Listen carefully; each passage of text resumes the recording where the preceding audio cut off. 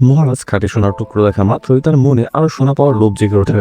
কিন্তু তখন এই লোকটা বলেন সোনা শুধু তার কপালেই জুটবে যার সত্যিই সোনার প্রয়োজন রয়েছে। অন্যকে দেওয়ার জন্য সোনা খুঁজতে গেলে হাতে শুধুমাত্র মাটি উঠে আসবে। কিন্তু মহারাজ তখন ছিল লোভে অন্ধ হয়ে, তাই সে নিজের সব সৈনিকদেরকে সোনা খোঁজার জন্য পাঠিয়ে দেয়। আর সৈনিকরা ঘন্টার পর ঘন্টা ধরে স্বর্ণ খুঁজতে লাগে, তবুও কারো হাতে কিছুই আসে না।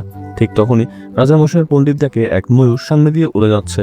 তাই সে ওই ময়ূরটিকে অনুসরণ করতে লাগে আর দেখে ময়ূরটা ধীরে ধীরে গিয়ে একটা সোনার পাহাড়ের মতো চায়ের উপর বসেছে। এটা দেখে পুরোহিত তৎক্ষণাৎ মহারাজকে খবর দেয়। কিন্তু তখন এই লোকটা বলেন আমরা শুধু সেই সোনায় নিতে পারি যা নদীর জল আমাদের দেয়, ওটা হলো ধরিত্রী মায়ের আশীর্বাদ, জমিনের সোনা আমাদের জন্য নয়। কিন্তু মহারাজ লোভে এতটাই অন্ধ হয়ে পড়েছিল যে তার কাছে কারো কথা শোনার মতো কোনো অবস্থা ছিল না। তিনি সৈন্যদের আদেশ দেয় সেই সোনাগুলো নিয়ে আসতে। কিন্তু সৈন্যরা যখনই ওই সোনার চাই স্পর্শ করতে যায় তখনই অগণিত সাপ তাদের দিকে ঝাঁপিয়ে পড়ে।